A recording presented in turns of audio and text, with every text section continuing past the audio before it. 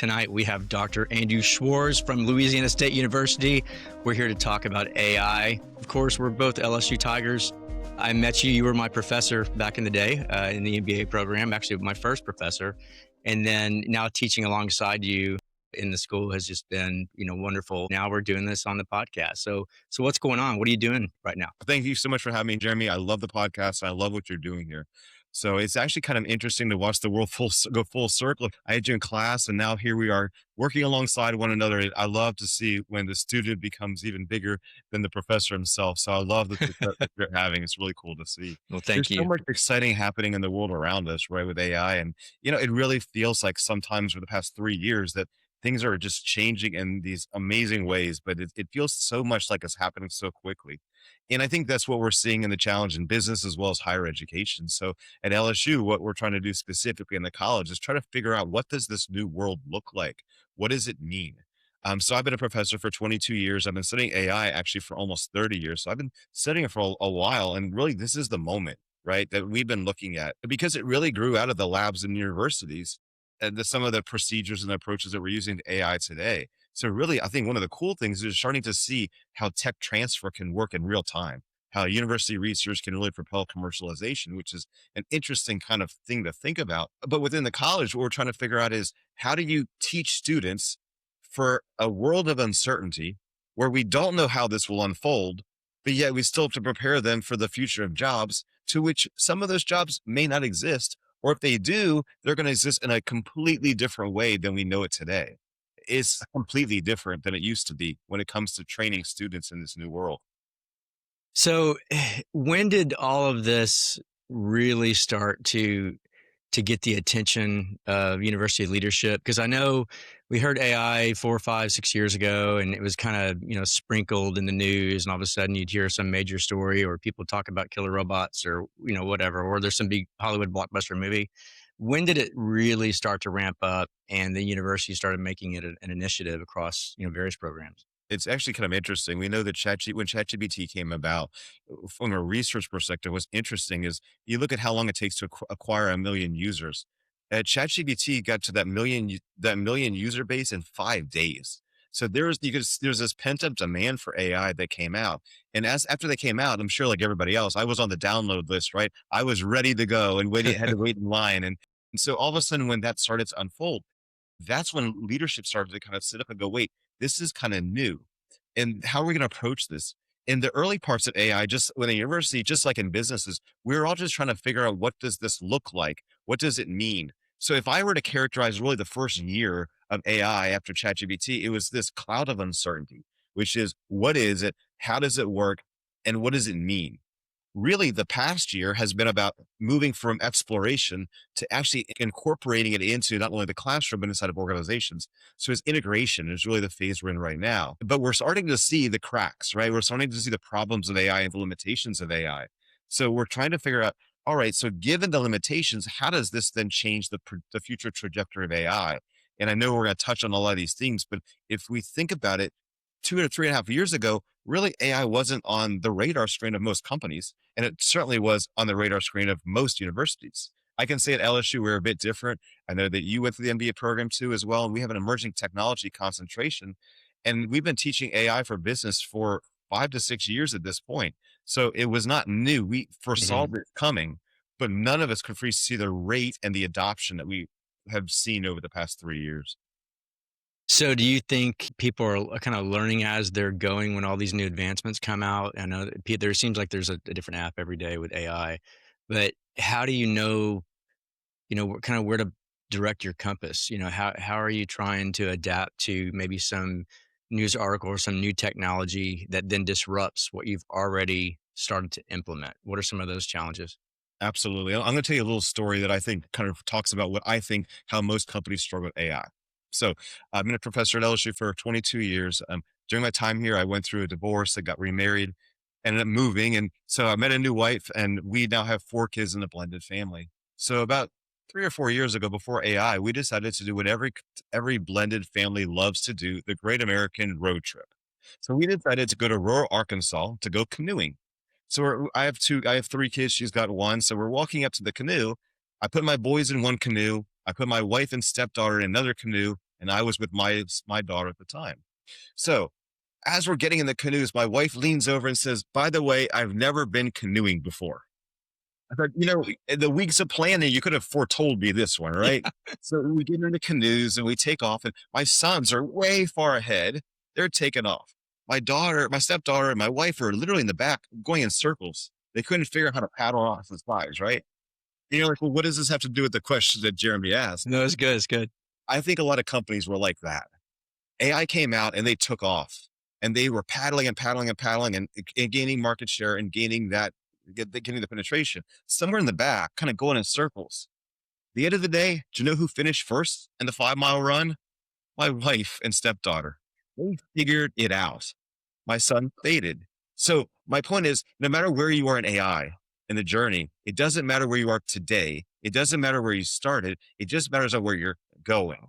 So I think the first thing is a realization that the world is changing, and that's good.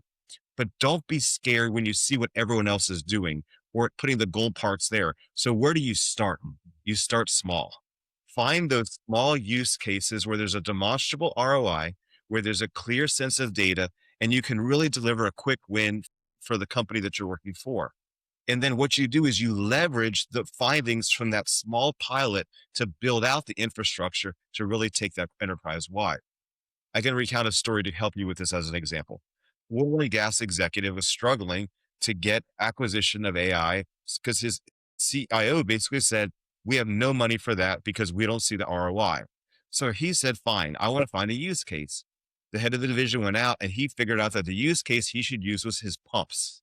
He had 40 years of work orders from pumps, all manually written. He digitized it using OCR, scanned them in, used AI at Azure, and then began to query all the data that he had about his pumps. He actually could categorize why pumps were failing, typical, but then not only that, when they would fail. He could predict when they were going to fail. He took their uptime from 98% to 5 nines. That was a demonstrable ROI. All of a sudden, the CIO said, I get it. And they funded a series of other initiatives as well. It takes a champion a lot of times within the company to put forth an initial idea to gain the resources necessary to build that pilot out.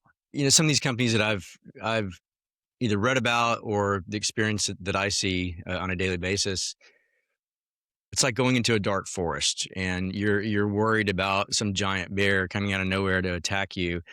And people get excited about the AI, either seeing it on TV or they hear something, or maybe another company's doing something that's, they're innovating and you're not. How are the leaders starting to discover that it's more than just a chat agent like ChatGPT helping people write better emails? Like, how is the fear of AI implementation being handled, in your opinion? That's a really good question. I think we have to dissect where the fear comes from. So let's think about this as employees, right? We know that we're hired based upon our human capital and our human knowledge. I'm hiring you because you know more than I do, or you're very specialized in your knowledge, right? I could never do, Jeremy, what you do. And, you have so specialized knowledge and great at what you do, and vice versa. Well, the fear is, well, what if I can, because we've all heard the prognostication, what if I could take Jeremy and bottle him up and put him in AI and I'm going to lose my job? So some of it, we have to realize that the fear is driven by a real rational concern over the future of our workforce. At this point, though, what I've seen is that the smart companies are not using AI to reduce workforce. They're using AI to automate and gain efficiency, but does not mean that we're taking you down or taking you out. We Mm-hmm. may be repurposing how you do your job, but we're not taking you out so far. So I think the fear over job loss is real, but I also think that what we've seen is the data doesn't match necessarily the fear anxiety we have. So the answer to fear is actually education. I think what we're missing is AI literacy across the board. The Interesting. government's now released a series of targets of AI literacy. If you're a company trying to figure it out, start there. Just get your employees to a point where they're willing to explore and try. Because with experimentation, what you'll find is that that they'll start to see opportunities for innovation that you may not see yourself, and you may start to see that fear starts to slide away. Have you seen some of these user stories where leaders have said we're not ready for AI yet? Let's recast that question a different way. We tend to think about ethics from the perspective of you've used it when you shouldn't have used it. right? That's an ethical dilemma that we tend to think about. But let me flip it around the other way. What about cases where you don't use it, but you should? I would argue that is as unethical as the contrary. So to me, if you're an executive and you're not using it in specific use cases with demonstrable ROI, I actually think that's a violation of ethics as well as a violation of leadership, where you know what it's going to take, and your own fear should not stand in the way of you doing that. And the other element of fear is not only job displacement. The reality is, as you know, in teaching leadership, leadership is different today than it was in the past. Yeah. And Yep. leadership is going to continue to change. And that's scary because it used to be the micro level leadership ways that we think about leadership, where we don't do that anymore. And look, we haven't done that for a long time with empowerment, but this is going beyond empowerment. This is almost where we're trying to allow our employees to be better than us and more successful than us. That's what leadership now in this era is looking like. It's a different form of leadership. Yeah. Yeah. How are we adapting to changing conditions as leaders, right? And in my course, we pull from Simon Hayward's book, The Agile Leader, quite a bit. And we talk about connected leadership and what that means and, some of the dangers and pitfalls of planning behind closed doors. How has the collaboration of strategy, how has that collaboration started to evolve in your opinion? If we look at the trajectory of AI, the next phase of AI is going to be about human AI collaboration. We're evolving to a point where you're going to work alongside of AI and you're simply not going to know that it's AI. You're going to think it's just another team member. And again, that's a much different perspective than we've used in the past. So if you think about it, that's the concept of what we call multi-agentic or agentic AI, where Yeah. AI can actually execute actions on your behalf. In a leadership perspective, now think about it. If you put together teams in a traditional organizational sense, you're looking at human capital of the human resources they have available to you. Well, now what if I tell you, as you build your team out, don't just consider human elements, consider technological solutions as well. And they're going to operate on exactly the same plane as the human does and use that technology in the same way. Everything from project planning to sending emails to, there's all those different automation tasks that we can do using AI. And yet to the user, it's all going to be quiet and behind the scenes. But from a leadership perspective, that means that's going to expand your responsibilities to think about human and non-human attributes when it comes to building your project teams out. That's different. What are some of the tools you think are helping companies the most right now from a foundational level of AI? And then maybe talk about some of the really advanced stuff that you're seeing. There's obviously some really cool stuff coming out in terms of platforms, in terms of infrastructure and insight. We're starting to see, everyone kind of starts, if we look at the trajectory, a lot of companies start with a very basic, I'm going to get everyone a ChatGPT kind of membership and everyone's going to use ChatGPT and they'll kind of evolve and they'll bring it into the infrastructure and they'll start to use Azure or they'll start to use some kind of sort of custom solutions. So that's the kind of trajectory that we've kind of seen is really that low level kind of Yeah. interactive human capital so far. Integrating Copilot or, some other. Absolutely right. But I think the limitation that we're starting to see is that, right, Gartner talked about the trough of disillusionment. An MIT study said that half of all AI initiatives right now are failing to see demonstrable ROI. And I think we have to step back from that and ask why, right? Why are they not seeing it? Well, if we think about the way that we constitute our AI systems today, you take your algorithms and you train them on consumer facing data like Reddit or the web. Well, we all know that if you work at corporate America, that's not corporate level data. So tell me why you think you're going to take a platform that was generated in algorithms using consumer data and overlay corporate data and expect to see the same set of results. So Mhm. what we're seeing right now is a pullback from using a lot of those public facing LLMs to a lot of integration of corporate data with inside of the organization. The challenge now, though, is that we have to put guardrails in place Yeah. because we know that LLMs are subject to hallucination as well as affirmation bias. So how do you now design it so that it doesn't, so it challenges assumptions and it makes sure that it doesn't hallucinate? So the result that we're starting to see early on is that internal AI systems are actually struggling to achieve the same level of intelligence as their counterparts on the consumer side. And that's a function of the conservative nature of the ways that we've created AI. But it Mhm. also shows that this is the growth potential. We will start to see that change because I think what we're going to see in the year ahead is a move from large language models to small language models.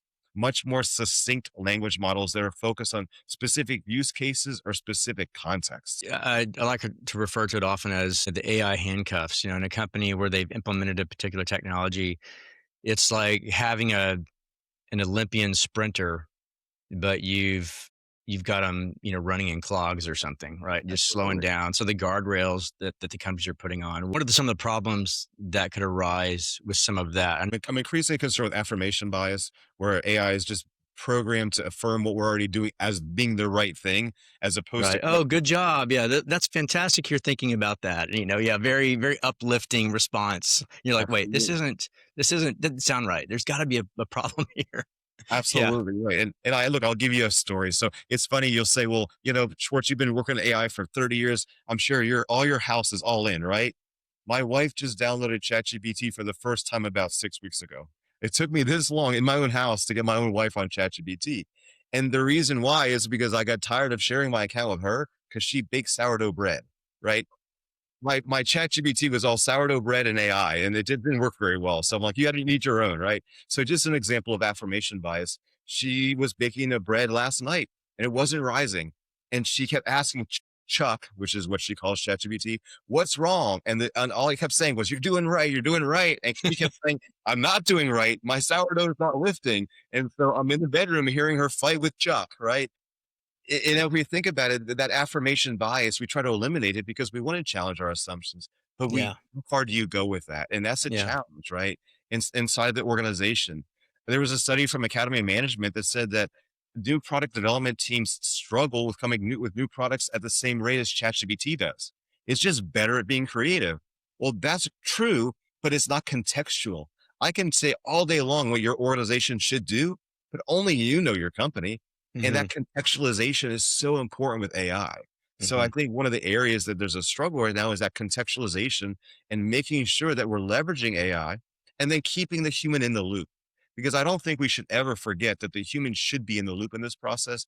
And our goal should not be complete automation of our organizations. My son is very good with working with motors. He's got kind of an engineer's brain, and he's currently got a used jet ski in our garage, and he's like taking it apart, trying to figure out why it's not working. And he's just, you know, really, really good at this. And this, I think it's a 1989 Kawasaki jet ski, one of those stand up ones.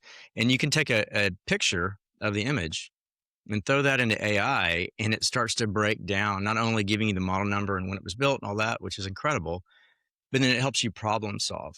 And so a Absolutely. lot of the times that I'll do either around here, or I've seen my son Jack do it, or even at work, you do kind of a sanity check. You're like, hold on Absolutely. for a second. What you just told me sounds good, but too good to be true. Let's walk through this. So I think the human being able to stop at that moment, right? That and just pause, like, hold on, this sounds too good. I've found that then it allows me to get over a hump, and then I discover something that I wasn't thinking about before, and all of a sudden you're like, I got it. And I've seen my son do that just with this project he's working on. So, can you talk about that in terms of educating the employee, regardless of the industry, right? How are companies, or how should they be educating their employees to implement that technology, whether it's writing an email or trying to problem solve with some new project? So I'm a big fan of the sandbox. I think you really have to allow your employees to experiment and play because they're going to come up with ways of using AI that you never thought about. And the pain points that you think that your employees have are not always the pain points that they do have. And so Right. I think sometimes if we allow that bottom up innovation to take place, I think that's when you'll start to really see benefits. And what I'm seeing is that companies that really start to embrace AI as innovation and have some sort of either a centralized or decentralized innovation lab that allows these ideas to percolate up, they're starting to see these use cases for AI that I never would have thought about for sure, right? About a couple months ago, I got a chance to go talk to a forestry company about AI. And at first I got the call and I thought, okay, I don't get this at all. They cut down trees. Like you take a saw, you cut it down, you're done. It can't be that hard, right? So I spent 3 hours with them talking about AI. It was really interesting is they brought the whole company in and all of us at the end, we had a workshop where we started to come up with ideas and I encouraged them to brainstorm a couple of ideas. And what was really fascinating was that they started to talk about the use case of AI in post cut in terms of what happens after we cut the tree down. How do we age the tree? How do we figure out how to cut it in a meaningful way? How do we find efficiency? And so all of a sudden, the CEO said, I didn't even realize that that was a problem. Yeah. Oh, What's wow. Yeah, interesting, and this is a traditional exactly. problem. It's not AI specific, but but what happens is workers can look through the lens of AI and understand it now, and they can start to see how to improve their day-to-day operations of the firm if given the chance. Yeah, because there's probably a lot of industries that think, oh, that doesn't apply to me. But Absolutely. then when they have a moment like that, it changes everything and it takes them over to this next area of innovation that they never even dreamed of. And I think that's really, really exciting. It can be. And so I think the perspective of saying, I work in XYZ industry, it can't use I disagree. Now, with that being said, I do think we need to talk about use cases and some things which we don't want AI Yeah, to be embedded in versus others. I think that's a justifiable conversation. And sure. if we look at what happened with the federal government with Anthropic and OpenAI, we see that playing out. So for if anyone's watched the podcast isn't sure, what happened was that Anthropic has a version of an AI, and they were working with the federal government, and they said, you cannot use our AI to locate where to bomb Iran, and the federal government walked away from the contract because of that, but Well, OpenAI came in. And what was fascinating about that is Anthropic's actually market share went up because of their stance. Whether or not you agree or disagree, the markets rewarded them for that. But that's going to speak to the challenges that you're going to have moving forward to define here's where our line of the sand is. yeah. Because your line and my line are probably not going to be the same. Yeah, the ethics are definitely going to come into play. Already have, obviously. Interesting. Yeah, so let's talk about the new world of competition because it is changing. The competition is not how it used to be. The speed of competition is just so quick right now because companies are coming up and disappearing so quickly. So let me give you a few use cases of AI from a competition perspective that I've seen recently. One was an entrepreneur came to me and said, hey, I want to go after my competitors.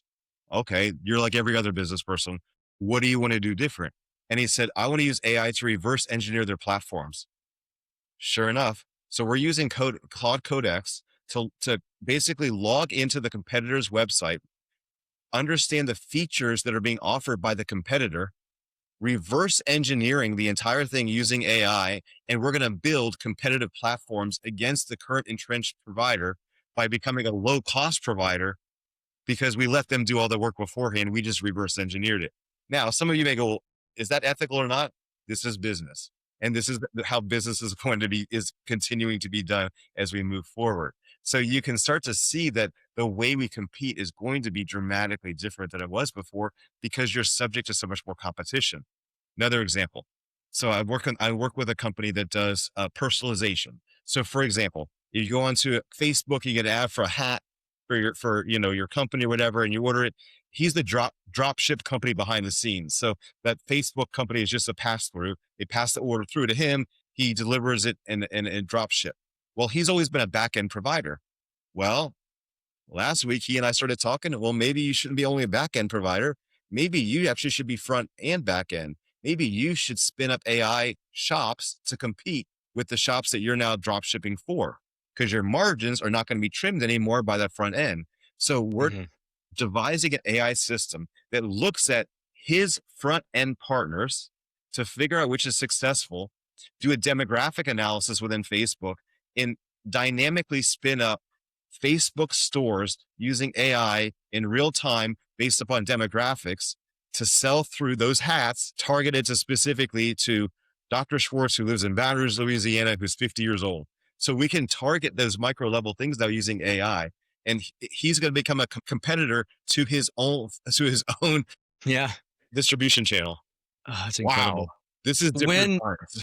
oh, yeah. So talk about those aha moments that you see, not only at LSU, but with working with companies and leaders when things just start to click and their minds are blown. Like, can you kind of elaborate on some of those things you've seen? Absolutely. Let's step back again historically a little bit. We all work with CRMs and ERPs, and we've all worked with those for a number of years. And we know that traditionally, when you introduce a new technology of enterprise level, you get the W effect. And the W effect means that when you first implement it, you see a big drop in productivity, then you see a bounce. And then when it gets out further, you see another drop and then another bounce finally at the end. That's about a 24-month cycle for most enterprise systems. AI is fundamentally different. We're not seeing that initial drop in productivity. What the aha moments are when the employees start to see an impact on efficiency. But the efficiency gain that the top enterprises are seeing are not linear, they're amplification, which is amplifying your productivity, not just simply linearly adjusting it. When CEOs start to see that amplification effect and they start to see their workforce become more efficient, that's when the tide starts to change. When they see that use case come in, that's when it starts to change. And what's really interesting, and this is where the agentic stuff starts to come in, they're starting to say, well, AI can't do this. Why not? And that is when I love to see that's when you really start to take it over. But there's so many questions I think that we start to think about, right? And like one of the big questions I get now from a leadership perspective is governance. How do you Hmm. govern AI? Yeah. Great question. And that's something we're still wrestling with. Do I need a chief AI officer? We don't know. Should it be within IT or should the business own it? All of these are great questions. And that's what's so exciting is we're starting to see that this is the time in which we're starting to develop the best practices. So this is an exciting time to do this kind of work. Have you done any work with Dr. Ferguson in the program about intellectual property rights with Yeah, AI? Like, and you've given an example of going to a website and reverse engineering their product.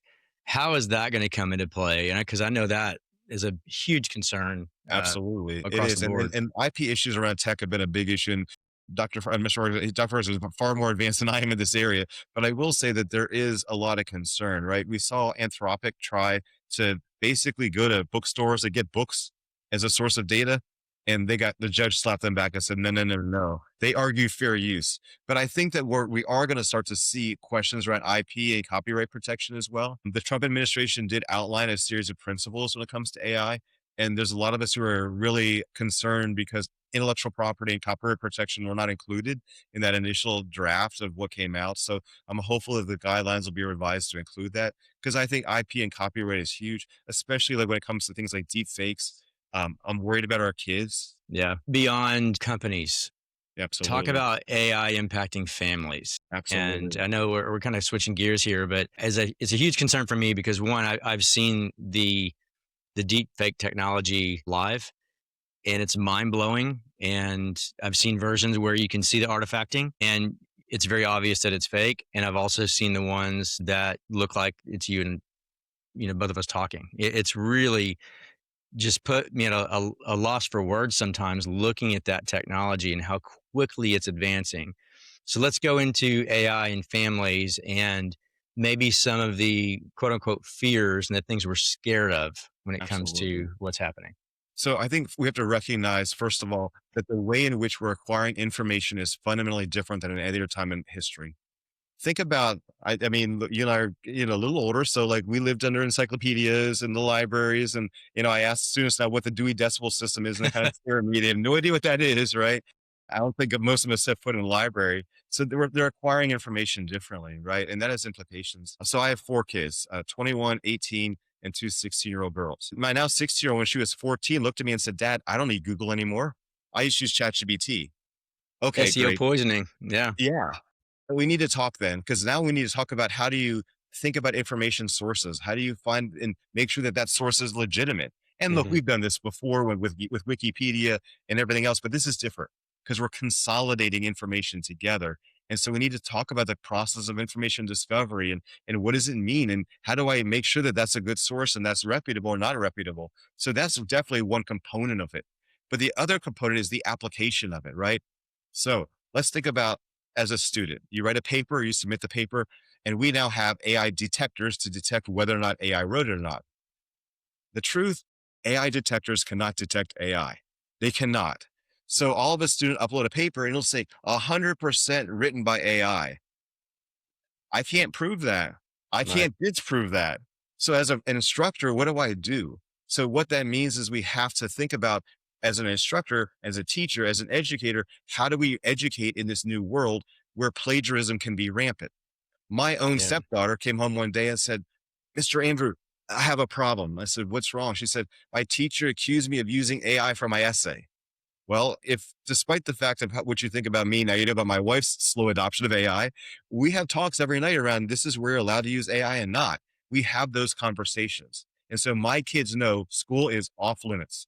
So I knew that my stepdaughter didn't do it, but she couldn't disprove that. Right. At LSU, we have a line outside the door of so many students that are getting accused of using AI. We Yeah. can't keep up with it because we can't detect it. So Yeah. It's hard. families are scared. That's one element of fear is education. Yeah, that's one of the things I've seen, just with my students at LSU. I had the talk the very first week. It's like, look, I'm trusting everybody here. Yeah, use it as a tool. Don't abuse it. And throughout they know there's one project in my class, and it's due the last week, and it's a big project, and it's something you don't wait to do the last week. I mean, you've seen some of these examples, Yes, and I can always tell about 2 to 3 weeks in who is abusing the technology. And absolutely. it always ends up in a conversation I have to have with them. It's like, look, you are better than this. This is a integrity issue. Use it to help you, but don't let it just, rubber stamp everything and send it out the door, because it's like forgetting how to write in cursive or how to do math by hand. You're going to forget how to write if you're making your chat Absolutely. GBT agent do everything for you. Yeah, And it's crazy. And what you just said was exactly, I think, the tack we need to take, which is not punitive, is educational. It is, here's why you shouldn't. Because there are a lot of ethical questions. I'll give you another example. We all grew up using Microsoft Word and the grammar check, right? Before we submitted our papers. Now there's Grammarly. So is Grammarly AI or not? It's hard to tell because it's so when a student uploads and a paper flags at 100%, it's because they use Grammarly. To Hmm. me, that's a teaching moment. You learned how to become a better writer using Grammarly. Good. Yes. That's what you're supposed Yes. to do, as opposed to the fear of which a lot of instructors have. Oh no, you can't use that. No, no, no, no. School and our kids is the way to teach them what's right and wrong when it comes to AI and ethics. And you, as a parent, you may be saying, well, I don't know myself. That's okay. This is a conversation. Download ChatGPT, download Gemini, try it, learn it. And then you can have that honest conversation with our kids. I will Yeah. say that with a Supreme Court ruling about age gating, I do think we're going to start to see age gating around AI as well, as we should, just like we should around social media exposure. We know based upon mountains of data that social media exposure to girls, especially as in the teenage years, has a very negative impact on their self-esteem and their confidence Yes. as well. So Yeah. we I know that agree. that's true. So in AI, we were talking earlier about the affirmation bias. AI is programmed to try to overcome those issues. But in so doing, it's got a knockoff effect, which is it's not always telling us the truth. That line is going to be one as families you have to wrestle with. And I Yeah. flat out encourage my kids, try them all, see which ones work best for you or not, and then kind of learn as you go because everyone's a bit different. Yeah, for sure. And just how easy it is for a kid to type something in, and whether it's a paper or maybe looking at football stats, whatever it is, it's so easy to get information, and they're going more to ChatGPT or one of the agents versus going to Google. And like you said earlier, they don't know what the source is. That there are bad actors out there that are poisoning the SEO that is impacting the results of ChatGPT. Absolutely.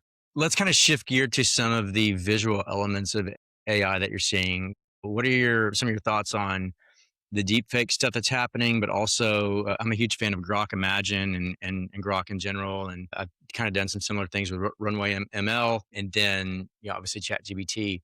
But the image generation has allowed me to really expand some of my creative projects and some of my ideas so fast. And back in the day, I'm sitting there drawing this thing out by hand, in vectors, whether it's a project I'm building in my workshop or, painting a picture, but it's so fast. So can you talk about the good things and some of the concerns about the image generation and how easy it is Absolutely. to create something?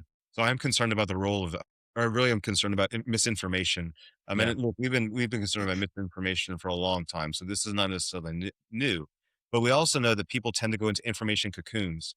An information cocoon is basically where you say, "I am XYZ ideologically, and I'm going to stay in that cocoon, and I ignore everything around me." My concern is that but previously a lot of what we did was focused on text or manipulating the news. So there's a news story out and manipulate it, or you share it in a way that's not consistent with the source. But now we've gone different because now we can also manipulate the source itself. Hmm. That's a big change because you have to really look at what is true and what's not true. And without getting too deep philosophically about what is true and not true, we have to really look at it. Let me give you an example. We do a lot of travel to Jamaica. We'll go 3 or 4 times a year down there. We have friends down there. And unfortunately, Hurricane Melissa came through last year and swept through, and it really destroyed a lot of Montego Bay. So we've been there a lot, and I'm watching Montego Bay, and I'm not sure if you saw it. There are sharks swimming through the roads of the city, right? And I Wow. recognize that. I've been there, and I've seen that hotel, and it caught me, and I almost texted my friend, "Bokeem, what's happening in Jamaica? What's happening?" And I looked at it again, and I looked at the railing, and I realized that it was all deep fake. And I Googled it, and sure enough, it caught me off guard. It almost faked me. One of my friends, after the Bad Bunny Super Bowl, he posted a negative story about Bad Bunny with a video of him. And I looked back and I was astounded. And then did more research, another deep fake.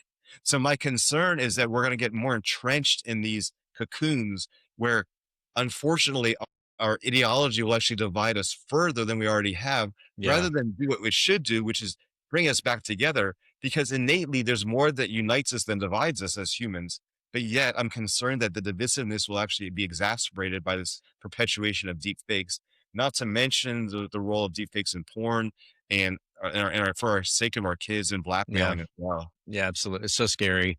It's almost going back to the movie Blade Runner, all the replicants. It Absolutely. is, I mean, we're in the future, and there are companies now where deep fakes, they're creating videos of high ranking CEOs and leaders and convincing them to transfer money. And it's really, really scary. And I absolutely think that it could divide. I mean, just the other day, I mean, I'm a huge space and NASA and SpaceX, anything space related, I love. I wanted to be an astronaut as a kid.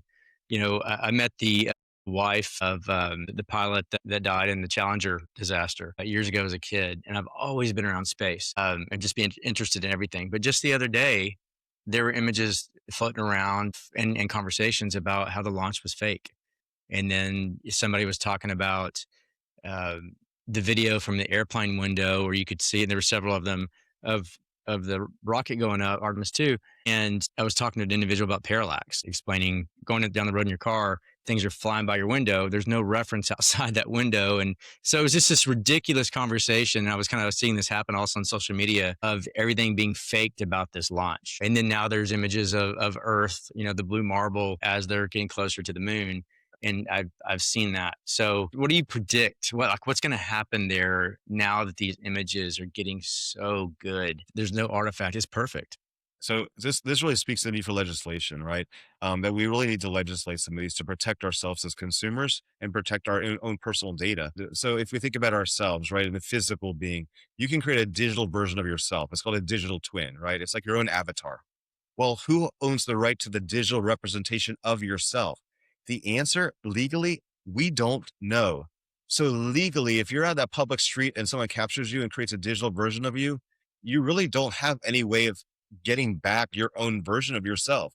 That's a concern. I think about, for example, I'm a big Reddit fan. I read Reddit every day, multiple times a day. It's the best community for me. 10 years ago, they took all the, they took, OpenAI actually took all that data from 10 years ago to use as the input to ChatGPT. If you posted on Reddit 10 years ago, would you have thought that your post would make it into ChatGPT? No. Well, where's your rights to privacy as a citizen? I think some of these rights issues are going to come to a head with legislation where we start to deal with privacy and who owns your data and who owns the right to your data. And that's going Yeah, to be a big concern, I think, moving forward. yeah, because it goes back to something as simple as maybe a Facebook comment you made, Absolutely. 10, 15 years ago, and you're trying to apply for a new job, and now companies are going and using AI to look at all of your social media, or looking at, did they work at this company? I mean, there's so many avenues where Absolutely. AI, I think, is going to impact what you just described, the legal Absolutely. aspect and the intellectual property rights and privacy, all of it. What are some of the things that we can be doing? Speaking of all of these dangers and concerns about AI, what are the things that we can be doing as families, and then what can we be doing as employees in terms of being the best users of the technology? Absolutely. I think the linchpin of it all is education. I think education is a lot of the answer for this, and allowing yourself to learn how these processes work. And you're going to say, well, this is two professors just chomping at the bit because it's all about education. So let me tell you a little story in order to help me kind of set the scene of why I think this is so important. It's interesting, Jeremy, you brought up NASA, because I'm gonna tie that in here. Yeah, sure. A little bit about my background. So, I obviously before I was a PhD growing up, right? My grandparents were sixth grade educated farmers, and they actually lived in rural Hungary. And the Russians came in during the war and took over my grandparents' farm. My dad was born in a displaced persons camp. So he passed away about 18 months ago, but we're actually going to go back this December and spread his ashes in that specific location in Germany. Wow, how special. He spent the first 18 months of his life in a rail car. Uh, the church in rural Pennsylvania brought him over to America. They sponsored him along with my grandparents. My grandfather was a trucker. My grandmother worked in the factory, sixth grade educated. My dad was the first to go to high school, the first to go to college, and he ended up at NASA, as a matter of fact, for his career. You would have loved my dad, Jeremy. He was the chief of staff for the Mars program. Oh, So, he how would did have, I not know this? This is yeah. amazing. So it's actually funny. My mom came for Christmas this past year, and she brought his old NASA artifacts. So I'll have to show them to you next time we see each other. So, and so he's got inside stories about what it was like to Hillary Clinton stayed in his office once to watch a launch. And, so I grew up on the Space Coast. I got a PhD, obviously. And then now my son, who's 18 and a freshman, a little bit about him. And this will all come together to answer your question. So Luke, when he was a teenager, came to me one day and said, "Dad, I want to learn computer programming." He was playing Roadblocks and he wanted to program Roblox. Cool. So by the time he hit 18, he knew 30 computer programming languages and he wanted to work full time. I'm like, okay, why not? So he interviewed at a local IT company. He got hired as an AI developer at 18 for $15 an hour. Oh, it gets better. He graduates high school. He gets a raise to $30 an hour and is now not an intern. He's the junior developer. I moved him into the dorms in August and he texted me, "Dad, I got a raise, $50 an hour. I'm the senior AI developer and I'm the hiring manager for the AI division." He's 18 doing this out of the dorm room at LSU. This is the new world we live in, where kids have these opportunities that we never had. But I attribute this to my grandfather, who took a chance in the 50s, 70 years ago. He listened to Hitler on the radio. My son is changing the world with AI in 2 generations. That is That's incredible. education. So Yeah. if you want to lift your family up, educate yourself. There's so much opportunity. I was talking to the head of economic development in Louisiana yesterday, and she said, "We have so much money to equip students and leaders and companies and startups with AI. We want to pour into them." Well, we can't pour into something that's not an empty vessel. We have to know what we're doing. So if you're a parent, learn about AI, download ChatGPT, try it. Cozy up to your kids, ask them how they use it, ask them what they're worried about. As you talk to your kids, recognize that the world that you grew up in is not their world. That's okay. But also, they're scared. They're scared when it comes to their education, and they're scared for the future. Look, we've all been there at 18. We're scared about the future, but listen to what they're being told. They're being told at 18, you're going into a world for which jobs will not exist. Yes. Yeah. Altman saying AI can do every entry level job. Think about at 18 how made you feel. You're scared. So we have to learn how to navigate them through this process. What does that look like? If you're doing a job that's not facing a human, you should be worried. Human facing jobs are not going to go away, but everything else has the potential not to go away, but to be changed. So start to educate yourself on what that means. Have conversations with ChatGPT. How should I approach XYZ job in the future? So think about that in the future. So get educated, talk to your kids, think about the future for them. Organizationally, very much the same. Get yourself educated, look for use cases, carve out those places in your job where you can know AI. I was given a webinar yesterday and it was really funny. I got 2 questions and they didn't know that they'd asked the question. One asked the question, what do I do when my subordinates refuse to use AI? The other question was, what do I do it when my subordinates use AI more than I do? That was the same, two questions that didn't know. They asked each other. That, I think that's a legitimate question. So as an employee, educate yourself and become a change agent within your own organization. I told that one student who there's AI used too much, that this is your time to educate them and saying, this is good, this is bad, this is appropriate, this is not appropriate. This is your time to become a change agent. Oftentimes, and you know this, Jeremy, real well, you teach this so well. Oftentimes we think leadership is based on position. It's not. Leadership is based on influence. Be an influencer. Figure out the social ways and the ways that are more informal to influence your company that are may not be in positions of power. So I guess that would be my answer, to try to encourage you to educate yourself and see how to use these technologies in exciting ways.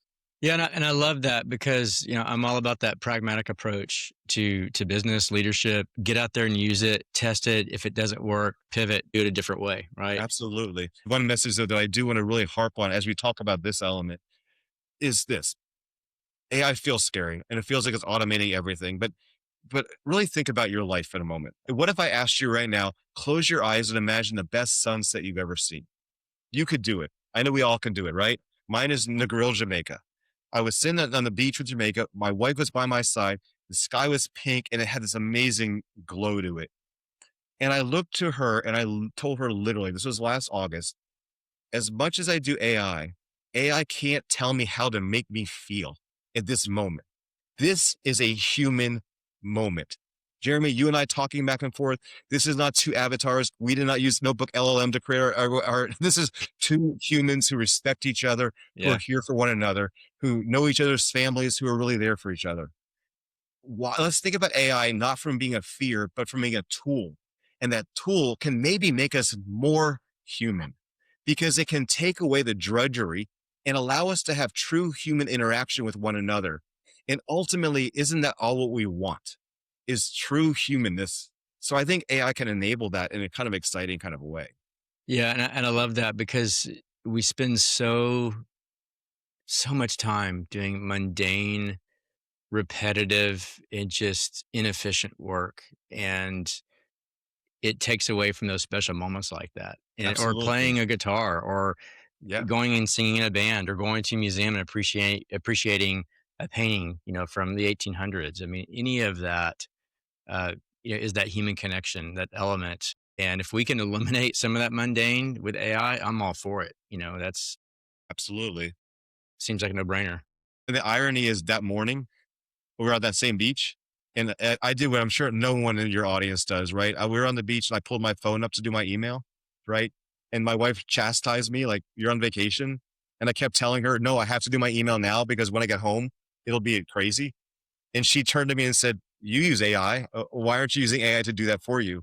And it was that juxtaposition where I realized, what, to your point, why do we do this? Why don't we allow it to really automate those moments? Because the truth is, I'm hiring you. I'm hiring you for your knowledge and I'm hiring you for your abilities. I'm not hiring you for to answer a drudge email or process a routine task or do a purchase order. Yeah. Those are things we have to do, but let's try to make them so that we can really embrace and spend the time on strategic soothsaying, on really understanding our organizations and doing the stuff that AI can't do. In your position, you can come up with 10 strategies for enterprise, but not all of them are good. You know it's good because you're the subject matter expert. So let's give you the time to reflect and the time to really focus on that deep thinking that AI can't and will never be able to do. Yeah, I agree. And it's so inspiring to see the technologies develop, but also some of the concerns we've talked about. It is a little bit scary. And I think that education is key. And to remind ourselves, like you just said, that human interaction has to be an element as we use it, and communicating with your teams as a leader, asking them how they're using it, trusting them to use it. That, I think that's huge. I think a lot of companies, there are leaders that don't trust the team. That's that connected leadership element I mentioned earlier. But yeah, all fantastic stuff. We could talk about this all day long. Let's kind of pivot really quick. I'm going to ask some questions, some cliche questions around the AI world, and we'll wrap this up. And then I'll kind of ask a couple of questions based on what you're doing in the future, and we'll call this a day. Okay, so killer robots, our cars taking over. Is AI going to take over the world? What is your answer to that, where AI is going to become, like the movie Terminator and Yeah, go right. crazy? So there's a movie called AI right now on Prime Video. If you ever get a chance to check it out, it's fascinating. It's scary. They basically, what happens if Alexa took over our lives, right? So Alexa now hopefully it doesn't trigger this now, but it not only knows about you, but what if it uses AI to help you out? Like, I foresee you're getting tired. Would you like me to turn off the lights? Well, imagine taking that to its logical end, right? So there's this concern over, Skynet or, those kind of movies. And I get it. Which we don't know, we get scared of. I don't think that anytime in the near term, we're going to see AGI. I don't think anytime in the near term, we're going to really truly see that the true job replacements that we're projected to have. I think what we're going to see from a job perspective is as people roll off the roles, they may not be replaced or they may be replaced in a different kind of role. I think we're going to see a lot of role responsibilities change with AI. And I actually think that every single job will have an AI component as a component to it. So from a workforce perspective, that's definitely what I see. From a consumer side, I'm definitely starting to see more and more adoption of AI with inside of our apps and our phones. And I think we're going to continue to see that in the near term. I'd like to see some work on, I think we're going to start to see a lot more conversations around legislative approaches to really regulating AI as we should. I think there's going to be a real fight over whether it's a federal level or a state level fight. I personally think it has to be at the federal level, but I'm expecting to see that. And even Trump has said it himself, where he's basically said states don't try to regulate AIs. That fight will happen. Data centers, I think, are a big part right now of the economy and will continue to be so. Here in Louisiana, we have a $6 billion data center coming from Meta and a $12 billion coming from AWS. That's $18 billion of direct investment in AI and data centers for a state. That's massive. I And heard about that. Where yeah, are they building at by chance? up in Cato Parish, actually in your neck of the woods, up towards Dallas, as a matter of fact. Wow, incredible. Yeah, so it's huge. I was up there a couple weeks ago, and they're starting to break ground. With that, expect to see a lot of conversation around energy and energy consumption because all those take energy. Part of the proposal from the Trump administration was that all of that infrastructure cannot be passed along from a cost perspective to consumers. So expect that conversation to continue to take place. Models will continue to get better and stronger. We're going to see a real conversation on agentic AI moving forward. So for those of you who are unfamiliar, let me give you a real quick example. We talk about email writing. If you go to ChatGPT and you write an email, you have to copy and paste it over into Outlook. Agentic AI says, go to ChatGPT, write the email and send it for me. So agentic is going to start to take action on your behalf. So you expect to start to see those kind of things take place. Expect to see small language models start to emerge, which are very niche focused. For example, I'm working with a health AI company, and they're working on a new app using health AI. They're creating modules with AI that are very specific, like diabetes, like pancreatic cancer, that are very niche. Expect to see more and more of that as well. And then just a general conversation I think we're going to continue to have about how AI should fit into education and in industries. I think I see a parallel with what's happening, and I'll talk a little bit about LSU, for example. So for 2 straight years, we've had an AI day where we bring executives in and we talk about AI. Well, for 2 straight years, they've been really at a high level, like strategic kind of level. Well, this year, our survey said, great, but I want to know about AI at a very micro level. How do I use AI for sales, for SEO, for lead generation? We're starting to see, I think AI is going to become very, very niche. And some of the education and the models have become very, very targeted to specific use cases. And lastly, probably one of my other big concerns is I don't leave anybody behind. So I think we really needed an integrated approach that allows everyone, the tide to lift together, because I'm concerned that we're going to start to see access to AI being a barometer for class, and that it's going to be harder for people to uplift when it comes to using AI or not. If you want an easy example, think about writing your college essays. I would wager almost a strong majority of students who have access to AI are going to use AI to write college essays for admissions. What if you don't? That means you're starting from an inequitable perspective to get into Yeah, college. And that absolutely. scares me a lot. It does scare me, and it's different realm, obviously, but a lot of these athletes, well, those people are using those supplements. In order for me to compete, I have to 100%. use those supplements, right? And the AI conversation has come up quite a bit with, I mean, I get text, emails, phone calls, and letters of recommendation, Absolutely. 100%. admissions letters, talking with students. I mean, it's really impacting everything, and it's changing how we are approaching our decision making. But we have to educate, people Absolutely. how to use it. And I don't think that we're always going to get it perfect, obviously, right? But we have to go out there and at least try and be able to pivot and remember we are the ones making the decisions what we type in or what we're creating or how we're using it or how you're helping other people. I think what I'm most excited about is that process of discovery with AI, because I think companies that think that they, like you mentioned, the forestry service, or that company that was implementing it with their trees, people are discovering, a week ago, wasn't even thinking about it. And all of a sudden one thing happens and like, oh my gosh, this is a game changer. This is going to completely redefine what we're doing in the future and keep our competitive advantage going in the right direction. But I'm also very excited about how it's going to impact industries I think that need it most. And I know that probably there's a ton of opinions on which industry needs it Right. most, but healthcare, helping cure disease. Can you talk about that really quick? Maybe things that you've heard. I know that LSU's medical program and in other science and research areas are probably very interested in this topic. But what are some of your ideas there, or things you heard about?